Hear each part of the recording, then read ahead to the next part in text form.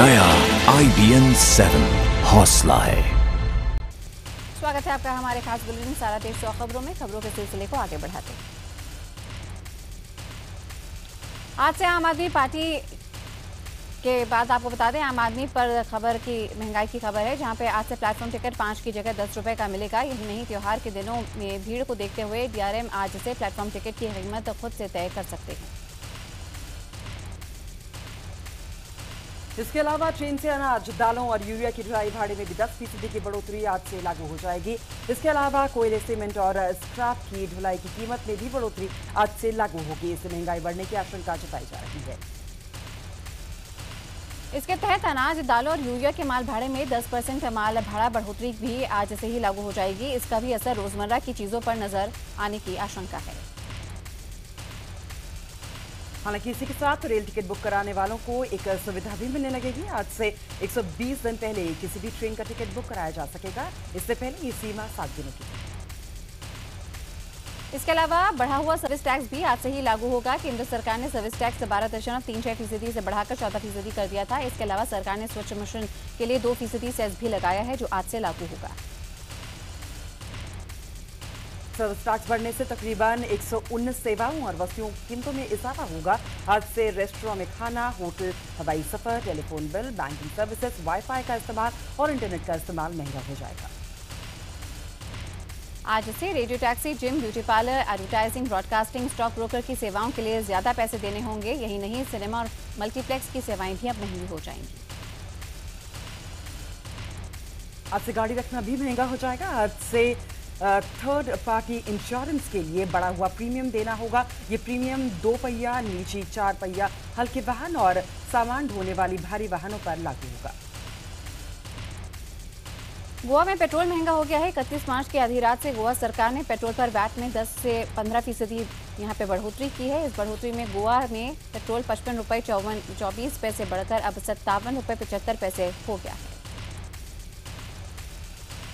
वित्त वर्ष में महंगाई के बोझ के लोगों के लिए कई योजनाओं की भी शुरुआत की गई है। बुधवार से नए राशन कार्ड पर ही गेहूं और केरोसिन की सुविधा मिलेगी। जिनके पास राशन कार्ड नहीं है, उनके लिए सरकार अलग इंतजाम करेगी। एक्सप्रेस ट्रेन में वरिष्ठ नागरिकों और गर्भवती महिलाओं को 6 बर्थ का आरक्षण कोटा मिलना शुरू हो गया है। LPG सब्सिडी का पैसा 1 अप्रैल से अनिवार्य रूप से ग्राहकों के बैंक खातों में आएगा। एडमिरल रामदास ने उनके आम आदमी पार्टी के लोकपाल के पद से हटाए जाने के तरीके और समय पर दोबारा सवाल उठाए। रामदास के मुताबिक उनके हटाए जाने की प्रक्रिया में तमाम खामियां हैं। आम आदमी पार्टी के राष्ट्रीय सचिव पंकज गुप्ता को लिखी चिट्ठी में रामदास ने पूछा है कि उनका टर्म कब खत्म हुआ। रामदास ने लिखा है कि जब ये पहले ही खत्म हो चुका था तो उस दौरान पार्टी का उनसे करवाया या कोई भी काम नियम के विरुद्ध था। PTI के मुताबिक आम आदमी पार्टी ने योगेंद्र यादव को मुख्य प्रवक्ता पद से हटा दिया है। पार्टी ने 20 सदस्यीय नए प्रवक्ताओं के पैनल का गठन किया है। आम आदमी पार्टी की प्रवक्ताओं की नई फहरिस्त में संजय सिंह, कुमार विश्वास, पंकज गुप्ता, इलियास आजमी, आशुतोष, आशीष खेतान, दिलीप पांडे और 12 दूसरे नेता शामिल हैं। राजेश कर के बाद आम आदमी पार्टी के एक और पूर्व विधायक हरीश खन्ना ने अरविंद केजरीवाल पर आरोप लगाए हैं। खन्ना के मुताबिक केजरीवाल का चरित्र दोहरा है।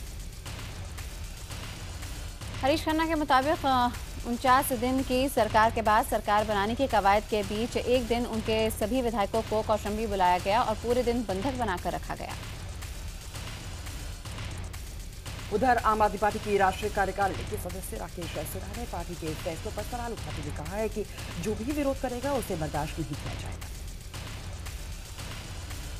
आम आदमी पार्टी में मचे घमासान पर दूसरे दलों ने जमकर चुटकी ली। बीजेपी नेता शाहनवाज हुसैन ने कहा कि अरविंद केजरीवाल एक्सपोज हो चुके हैं। कांग्रेस नेता PC चाको ने कहा है कि दिल्ली की जनता अब खुद को ठगा महसूस कर रही है। वहीं शिवसेना ने अपने मुखपत्र सामना में लिखा है कि राजनीति के हमाम में सब नंगे हैं और आम आदमी पार्टी ने भी कपड़े उतार दिए हैं। दिल्ली सरकार के खिलाफ MCD के कर्मचारियों का विरोध प्रदर्शन लगातार जारी है। MCD कर्मचारियों ने मंगलवार को भी पूर्व नगर MCD ऑफिस के बाहर धरना दिया। MCD के पटपड़गंज के दफ्तर के बाहर कर्मचारियों ने हंगामा करते हुए मुख्यमंत्री अरविंद केजरीवाल का पुतला फूंका। उधर राष्ट्रीय अनुसूचित अनुसूचित जाति आयोग ने दिल्ली सरकार समेत तीनों निगमों को नोटिस भेजकर 3 दिन में रिपोर्ट मांगी है। इस बीच पूर्वी दिल्ली नगर निगम के कर्मचारियों का कहना है कि उन्हें फरवरी तक का वेतन मिल गया है और आगे भी अगर वक्त पर मिलता रहा तो वो आंदोलन रोकेंगे। श्रीनगर में देर रात बारिश शुरू होने के बाद फिलहाल बारिश रुक गई है। हालांकि घाटी के कई पहाड़ों में रुक रुक कर बारिश जारी है। मौसम विभाग के मुताबिक आज पूरा दिन घाटी में बारिश की संभावना है। पुंछ के चंडक इलाके में बाढ़ के पानी में फंसे 54 लोगों को सेना ने सफलतापूर्वक बचा लिया है। बता दें कि नदी में आई बाढ़ से इलाका डूब गया था, जिसमें ये लोग फंस गए थे। जम्मू कश्मीर में हुई भारी बारिश से जालमान का नुकसान हुआ है। बाढ़ में हुए हादसों में 15 लोगों की बडगाम में और 3 लोगों की उधमपुर में मौत हो गई है। बाढ़ की वजह से जम्मू श्रीनगर हाईवे तीसरे दिन भी बंद रहा, लेकिन कटरा तक रास्ता खोल दिया गया। यहां बारिश और जमीन खिसकने के चलते सोमवार को घर धंस गए, जिसमें 16 लोग फंस गए। भारी बारिश से आई बाढ़ के बाद घाट में राहत बचाव काम जोरों पर है। बांधों पर 24 घंटे नजर रखी जा रही है। एनडीआरएफ की 2 टीम्स पहले से ही, जबकि श्रीनगर में एनडीआरएफ की 6 अतिरिक्त टीम्स को लगाया गया है। इन टीमों के पास बोट्स भी हैं। साथ ही सरकार ने लोगों से नदी वाले इलाके में ना जाने की अपील की है। वहीं हालात को देखते हुए 10वीं और 12वीं की परीक्षाएं 4 अप्रैल तक रद्द कर दी गई हैं। जम्मू कश्मीर के राजौरी और उधमपुर में हुई भारी बारिश से बुरे हालात है। श्रीनगर सहित घाटी के बाकी इलाकों में रात भर बारिश नहीं हुई, जिसके चलते झेलम साथ साथ बाकी नदियों का जलस्तर और कम होने की संभावना है। झेलम का जलस्तर घटा है, लेकिन श्रीनगर में बाढ़ का खतरा भी टला हुआ नहीं है। नदी नाले सब पानी से लबालब भरे हुए हैं। उधर मौसम विभाग ने आने वाले दिनों में भारी बारिश की चेतावनी दी है। जम्मू कश्मीर में बाढ़ का जायजा लेने के बाद केंद्रीय मंत्री मुख्तार अब्बास नकवी ने बाढ़ रिपोर्ट प्रधानमंत्री को सौंप दी है। नकवी ने बाढ़ में हुए नुकसान और लोगों की परेशानियों से पीएम को रूबरू कराया। नकवी ने कहा कि लोग पिछली बार हुई हादसे के बाद डरे हुए हैं, लेकिन केंद्र ने पूरी मजबूती से राज्य सरकार को हर संभव मदद का भरोसा दिया। केंद्र ने जम्मू कश्मीर सरकार को संचार को बनाए रखने के लिए जरूरी उपकरणों के साथ साथ पानी निकालने के लिए पंप भी मुहैया कराए हैं। वहीं बाढ़ के मुद्दे पर जम्मू कश्मीर विधानसभा में जमकर हंगामा हुआ। कश्मीर के जलमग्न होने की वजह से शहर की टाउन प्लानिंग यहां पे बताई जा रही है। पिछले 1 दशक से श्रीनगर में झीलों, नालों और फ्लड चैनल की जगह में इमारतें खड़ी कर दी गई हैं, जिससे पानी निकलने के सभी रास्ते बंद हो गए। बेमौसम बरसात और ओलों की वजह से राजस्थान के 25 जिलों में 21,000 गांवों की फसलें बर्बाद हो गई हैं। अलवर के धर्मपुरा गांव में ओले की बरसात से फसल बर्बाद हो चुकी है। दौसा के 30 गांव में भी ओलों से फसलें चौपट हो गई हैं। सीकर, झुंझुनू, भरतपुर, करौली और जयपुर जिले में भी खड़ी फसलें चौपट हो गई हैं। सबसे ज्यादा नुकसान कोटा और भीलवाड़ा में हुआ। राज्य सरकार ने केंद्र सरकार से 5 लाख मीट्रिक टन गेहूं और 1100 करोड़ का राहत पैकेज मांगा है। आपको बता दें कि बेमौसम बारिश की वजह से राजस्थान में अब तक 37 किसान दम तोड़ चुके हैं। मध्य प्रदेश में बेमौसम बारिश और ओलों से किसानों का बुरा हाल है। मध्य प्रदेश में बीते 15 दिन में 5 किसान खुदकुशी कर चुके हैं, लेकिन राज्य सरकार खुदकुशी की वजह फसल खराब होना नहीं मानती है। सरकार 5 अप्रैल तक सर्वे पूरा कराने का दावा कर रही है। ओलों और बेमौसम बारिश ने एमपी के 4000 गांवों में 4 लाख हेक्टेयर क्षेत्र में गेहूं, चना और सरसों की फसल तबाह कर दी है। यूपी में बारिश और ओलावृष्टि से फसल बर्बाद हो गई है। सिरसी में किसानों की गुहार के बाद अपर जिलाधिकारी ने मौके का मुआयना किया और मुआयने के बाद पीड़ित किसानों को मुआवजा भी दिया जाएगा, ऐसा ऐलान किया। बिहार के शेखपुरा में तेज हवा और बारिश से प्याज की फसल को खासा नुकसान पहुंचा है। काफी किसानों ने कर्ज लेकर फसल बुआई की थी, लेकिन अब वो बर्बादी की कगार पर पहुंच चुके हैं। दिल्ली में आम आदमी पार्टी सरकार ने अब अनधिकृत कॉलोनियों की रजिस्ट्री शुरू करने का फैसला लिया है। कॉलोनी की 4 दीवारी के बाद रजिस्ट्री की कार्रवाई शुरू की जाएगी। सरकार कॉलोनीवार केवल 4 दीवारी तय करके लेआउट प्लान के लिए नगर निगमों के पास भेजेगी और तय समय में पास कराने को कहेगी। अब ये एमसीडी को तय करना होगा कि वो नक्शा कब तक पास करती है। पूर्व प्रधानमंत्री मनमोहन सिंह की याचिका पर आज सुप्रीम कोर्ट में सुनवाई होगी। कोयला खदान आवंटन घोटाले में दिल्ली की निचली अदालत ने मनमोहन सिंह को 8 अप्रैल को पेश होने का आदेश दिया है, जिसके खिलाफ मनमोहन ने याचिका डाली है। प्रधानमंत्री नरेंद्र मोदी आज ओडिशा के राउरकेला में एक स्टील प्लांट के समारोह में हिस्सा लेंगे। उसके बाद मोदी एक जनसभा को भी संबोधित करेंगे। प्रधानमंत्री नरेंद्र मोदी ने ट्रेनों की लेट लतीफी पर नाराजगी जताते हुए रेल मंत्री सुरेश प्रभु से जवाब मांगा है। दरअसल पीएमओ को सांसदों, विधायकों और आम लोगों से लगातार ट्रेनों के देर से चलने की ढेरों शिकायतें मिल रही हैं। इस बीच रेल राज्य मंत्री मनोज सिन्हा ने सफाई देते हुए कहा है कि प्रधानमंत्री ने रेल मंत्री सुरेश प्रभु को कोई चिट्ठी नहीं लिखी है, बल्कि निजी मुलाकात में उन्होंने इसके बारे में पूछा था। प्रधानमंत्री नरेंद्र मोदी ने स्वतंत्र प्रभार के मंत्रियों के साथ बैठक की। पीएम ने उनकी समस्याएं भी सुनी और उन्हें जनहित में योजना बनाने के निर्देश दिए। आरसीआर में हुई इस बैठक में बीजेपी अध्यक्ष अमित शाह भी मौजूद थे। शाह ने मंत्रियों से कहा है कि वो योजनाओं को जनता तक पहुंचाए और योजना पर जनता की राय भी पता करें। अयोध्या में विवादित ढांचा गिराए जाने के मामले में सुप्रीम कोर्ट ने बीजेपी के वरिष्ठ नेता लालकृष्ण आडवाणी समेत 20 लोगों को नोटिस जारी किया। सुप्रीम कोर्ट ने संबंधित पक्षों से 4 हफ्ते में जवाब मांगा है। दरअसल इलाहाबाद हाईकोर्ट ने आडवाणी समेत अन्य को बरी कर दिया था, जिसके खिलाफ हाजी महबूब ने सुप्रीम कोर्ट में याचिका दायर की थी। विपक्ष के भारी हंगामे के बीच Gujarat control of organized crime act Gujarat विधानसभा में पास हो गया। इस नए बिल में प्रावधान के मुताबिक आरोपी का पुलिस के सामने इगवालिया बयान सबूत के तौर पर मान्य होगा। भारत एक्ट के तहत जांच के दौरान रिकॉर्ड फोन भी सबूत के तौर पर मान्य होंगे, यानी पुलिस अब आधिकारिक तौर पर फोन टैप कर सकती है। एक्ट के पास होने के बाद अब 90 दिन के बदले जांच एजेंसी 180 दिन में चार्जशीट दाखिल कर सकेगी। बता दें कि साल 2004 में राष्ट्रपति कलाम और साल 2008 में राष्ट्रपति प्रतिभा पाटिल ने बिल को खारिज कर दिया था।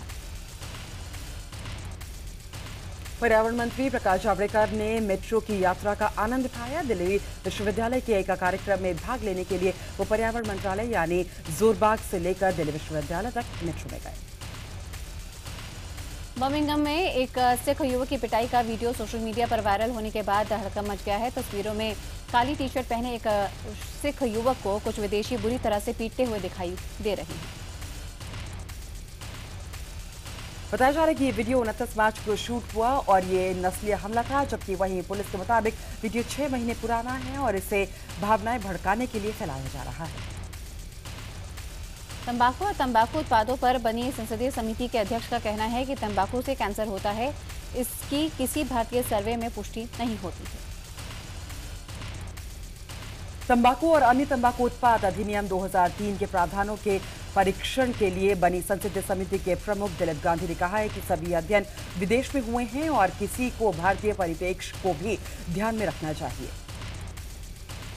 वहीं 1 अप्रैल से सिगरेट के पैकेट पर स्वास्थ्य संबंधी चेतावनी का आकार 40% से 85% करने की अधिसूचना भी रोक दी गई है।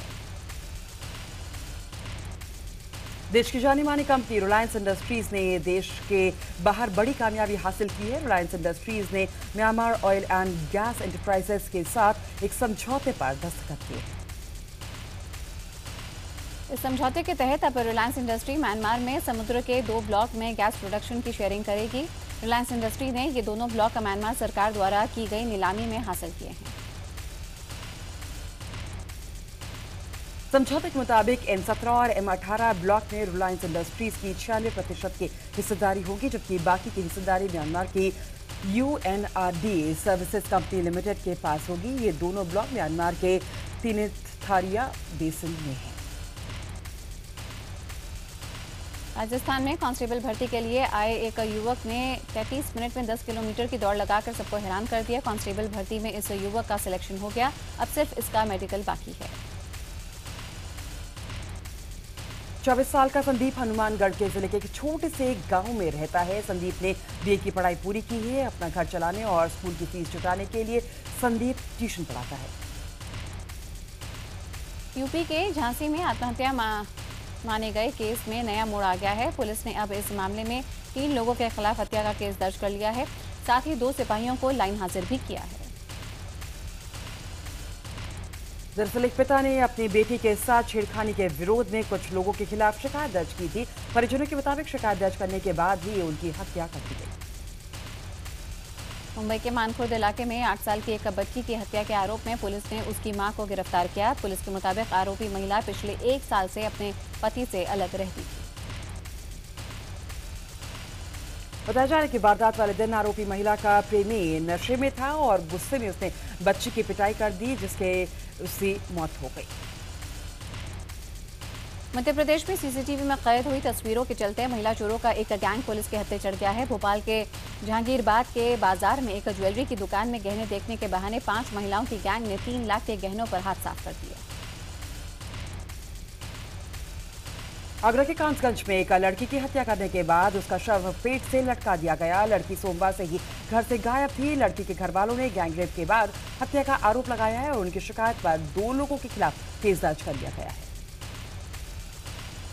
मुंबई में दफ्तर खाना पहुंचाने वाले डिब्बा वाले 1 हफ्ते की छुट्टी पर जा रहे हैं। डिब्बा वाले हर साल अप्रैल के पहले हफ्ते में छुट्टी लेते हैं। ये डिब्बा वाले 1 अप्रैल से 6 अप्रैल तक छुट्टी पर हैं।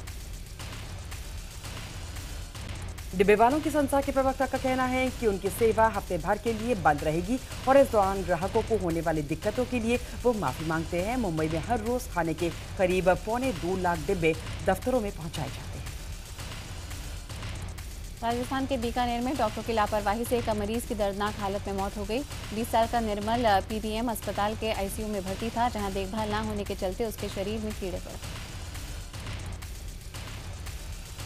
दरअसल गिरने से निर्मल गहलोत के सर से चोट लग गई थी और जिसके बाद उसे बीकानेर के पीबीएम अस्पताल में भर्ती कराया गया था। मानसिक रूप से कमजोर निर्मल 13 दिन से आईसीयू में भर्ती था, लेकिन डॉक्टर्स ने उसकी पट्टी बदलने तक की जहमत नहीं उठाई और उसके घाव में कीड़े पड़ गए। बिहार के बेतिया में पत्नी की विदाई न होने पर एक पति ने जहर खाकर अपनी जान दे दी। अजय कुमार कई महीनों से ससुराल के चक्कर लगा रहा था, लेकिन ससुराल वालों ने अपनी बेटी को भेजने से इनकार कर दिया, जिसके बाद उसने ये कदम उठा लिया। प्रवर्तन निदेशालय ने व्यापम घोटाले के मुख्य आरोपी डॉक्टर जगदीश सागर की 3 करोड़ 35 लाख की चल अचल संपत्ति कुर्क की। ईडी ने सागर की 4 महंगी कार, 3 मकान, 1 प्लॉट, 3 किलो सोना समेत दूसरी संपत्ति की कुर्की की। 10 साल के छात्र वासीद के अपहरण केस में दिल्ली पुलिस ने 3 लोगों को गिरफ्तार किया है। 28 मार्च को ही वासीद की किडनैपिंग के मामले में पुलिस ने वासीद के मौसेरे भाई समेत 3 लोगों को हरिद्वार से गिरफ्तार किया। पुलिस के मुताबिक कर्ज उतारने के लिए मोहम्मद रियाज ने अपने ही भाई को अगवा कर लिया था और वासिद के पिता के बार-बार 2 लाख रुपए की मांग करता था। पुलिस ने इनके कब्जे से वारदात में शामिल मोटरसाइकिल और मोबाइल फोन बरामद कर लिया है। दिल्ली के एक नामी कोचिंग इंस्टीट्यूट में महिला प्रोफेसर के साथ बदसलूकी और मारपीट का वीडियो सामने आया। वीडियो में सुनील गुप्ता महिला से मारपीट करता नजर आ रहा है। पीड़िता का आरोप है कि 4 नवंबर 2014 को इस घटना के बाद उसका नोएडा तबादला कर दिया गया। महिला के मुताबिक उसे जनवरी से तनख्वाह भी नहीं मिली है। उधर दिल्ली महिला आयोग ने गृह मंत्री को चिट्ठी लिखकर आरोपी की गिरफ्तारी की मांग की है। दक्षिण दिल्ली के फतेहपुर बेरी इलाके में 5 महीने की एक बच्ची लावारिस हालत में मिली है। पुलिस ने बच्ची का मेडिकल करवाकर उसे एक एनजीओ को सौंप दिया है। नागपुर की सेंट्रल जेल से 5 कुख्यात कैदी फरार हो गए। फरार कैदियों में 3 पर मकोका के तहत आरोप है। कैदियों के फरार होने के बाद जेल के सुप्रिंटेंडेंट वैभव कामले को सस्पेंड कर दिया गया है। फरार कैदियों में मध्य प्रदेश के शिवनी का बिसेन सिंह रामलाल, नागपुर का सत्येंद्र और मोहम्मद साहिब है और चौथे कैदी का नाम प्रेम उर्फ नेपाली, 5वें कैदी आकाश उर्फ गोलू ठाकुर। महाराष्ट्र के सीएम देवेंद्र फडणवीस ने जांच के आदेश दे दिए हैं। राजस्थान के श्री गंगानहर में प्रेमिका के परिजनों ने प्रेमी की आंखें फोड़कर उसकी हत्या कर दी। आपको बता दें कि मृतक से बाइक से जा रहा था और उसकी अचानक पहले से एक घात लगाकर लड़की के परिजनों ने उसे पकड़ लिया और उसके साथ मारपीट की। बाद में शंकर लाल का शव पास के तालाब में मिला। रांची पुलिस ने नकली नोट का कारोबार करने वाले गिरोह के 2 सदस्यों को गिरफ्तार किया। पुलिस ने आरोपियों के पास से 1-1 हजार रुपए के 15 नोट भी बरामद किए। इस ऑपरेशन में गिरोह का सरगना फरार हो गया। बिहार के बहियार में एक युवक की लाश पेट से लटकी हुई मिली। मृतक ज्योतिष कुमार मुंबई में रहकर नौकरी करता था और कुछ दिन पहले ही घर आया था। पुलिस ने शव कब्जे में लेकर जांच शुरू कर दी है। इलाहाबाद के कैंट इलाके में उधार के पैसे मांगने गए एक युवक पर तेजाब फेंक दिया गया। बुरी तरह से झुलसे युवक को अस्पताल में भर्ती कराया गया है, जहां उसकी हालत गंभीर है।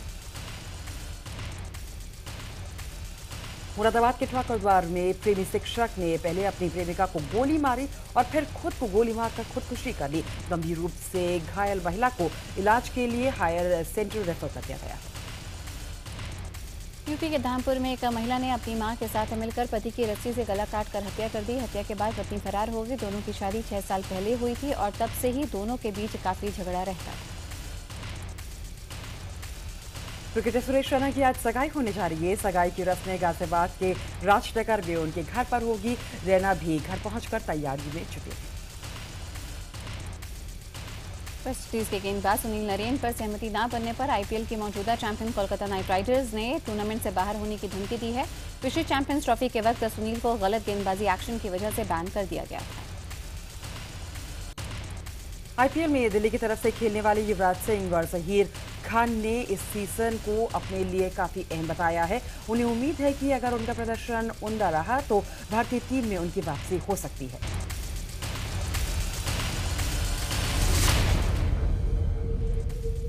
आप देख रहे हैं सारा देश 100 खबरें। खबरों के सिलसिले को आगे बढ़ाते हैं। प्रकाश झा की फिल्म राजनीति के सीक्वल में कटरीना कैफ और रणबीर कपूर को लिया गया है, लेकिन सीक्वल में भी कटरीना और रणबीर को मिलते हुए नहीं दिखाया जाएगा। फिल्म में इंदु का किरदार निभाने वाली कटरीना का राजनीतिक सफर दिखाया जाएगा। शाहिद कपूर की होने वाली पत्नी मीरा ने सोशल नेटवर्किंग साइट से कुछ दोस्तों को डिलीट कर दिया है। मीरा की माने तो उन्होंने ये अपनी प्राइवेसी को बरकरार रखने के लिए किया है। एक्ट्रेस श्रुति हसन का कहना है कि उन्हें कोई कानूनी नोटिस नहीं मिला है। खबर आई थी कि कोर्ट ने उन्हें धोखाधड़ी के आरोप में नई फिल्म नहीं करने का आदेश दिया था। सूरत में फिल्म का प्रमोशन करने पहुंची सनी लियोनी को देखने के लिए उमड़ी भीड़ के उत्साह की वजह से अफरा तफरी फैल गई। अंतिम समय में आयोजकों को प्रोग्राम का वेन्यू बदलना पड़ा। नसीरुद्दीन शाह जल्द ही फिल्म धर्म संकट में नजर आएंगे। इस फिल्म में वे एक आध्यात्मिक संगठन के गुरु के किरदार में दिखाई देंगे। धर्म संकट में अंग्रेजी फिल्म द इनफिडेल का हिंदी रीमेक है। आपको बता दें कि इस फिल्म में नसीरुद्दीन के अलावा परेश रावल और अन्नू कपूर भी मुख्य भूमिकाओं में हैं। करीना कपूर को नच बलिए सीजन 7 में जज बनने का ऑफर दिया गया था, लेकिन उन्होंने इस प्रस्ताव को ठुकरा दिया। करीना की माने तो वो छोटे पर्दे पर आने का मन नहीं बना पाई हैं और फिलहाल वो अपनी फिल्म पर ध्यान देना चाहती हैं।